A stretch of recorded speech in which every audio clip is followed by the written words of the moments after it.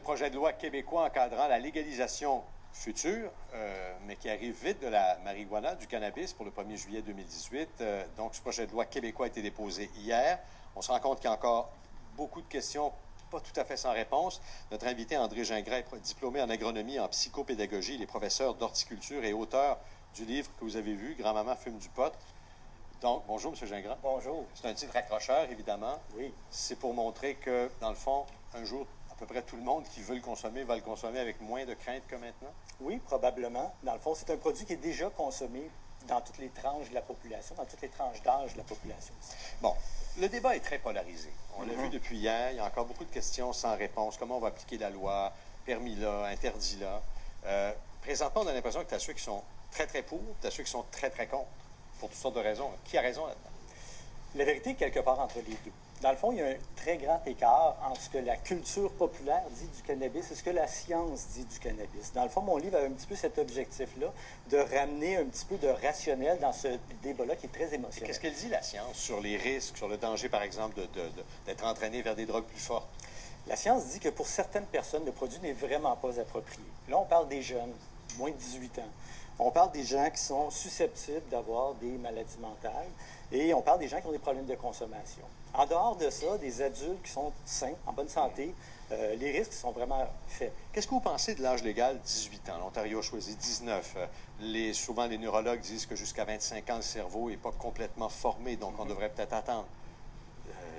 La vérité, pas la vérité, mais l'âge le plus approprié, ce serait quoi pour vous? C'est 18.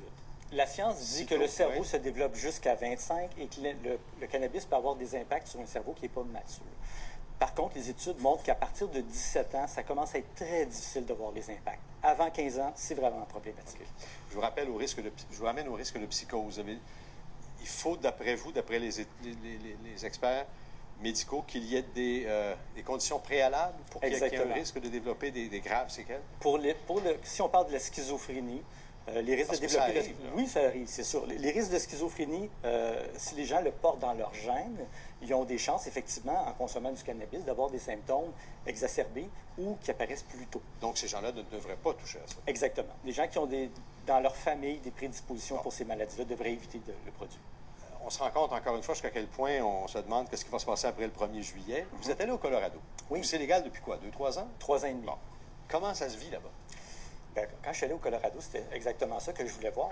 J'interviewais des gens, dans le fond, je jasais avec des gens dans les parcs, dans les rues, pour voir comment ils vivaient ça. Et je leur demandais quelle différence vous avez vue avant la légalisation et après.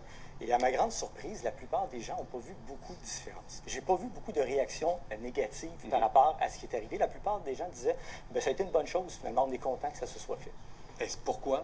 Parce que est-ce que ça a tué le marché noir? Est-ce qu'il y a moins de crimes organisés autour de ça? Oui, ça a diminué le marché noir, ça ne l'a pas fait disparaître. Ça va être la même chose ici, ça ne fera pas disparaître. Il y en aura toujours? Il va toujours en avoir. Pourquoi? Il y a des gens qui vont déjà avoir des amis qui leur en vendent ou tout ça. Il y a des gens qui ont des connexions, des gens qui n'auront pas nécessairement envie d'aller dans une boutique pour en acheter.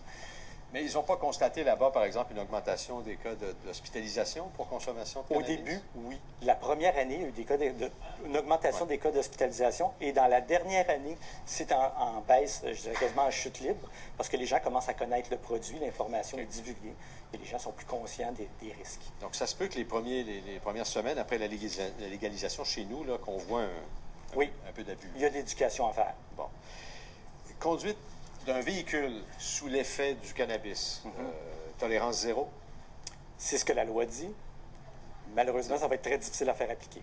Ouais. Oui, parce qu'il n'y a pas d'indicateur biologique qui permette de déterminer si la personne est intoxiquée ou non. Que ce soit un test de salive, un test de sang ou un test d'urine, ça détermine qu'il y a du THC dans le système de la personne, mais ça ne détermine pas si elle est intoxiquée. Contrairement à l'alcool où on peut déterminer le niveau d'intoxication, c'est difficile pour le cannabis. En quelques secondes, la ministre Charlebois semblait dire hier que justement, elle espérait qu'on mette au point des appareils plus précis pour relier la présence de THC dans le sang d'une personne ou la salive à un effet réel, donc 4 à 6 heures.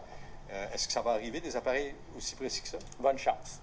Ah oui? Oui, je ne suis pas certain. On n'est pas là encore. Merci, M. Gingras. Ça m'a fait plaisir. On s'en reparlera certainement de ça d'ici le 1er juillet 2018. Entre-temps, à la météo, le week-end,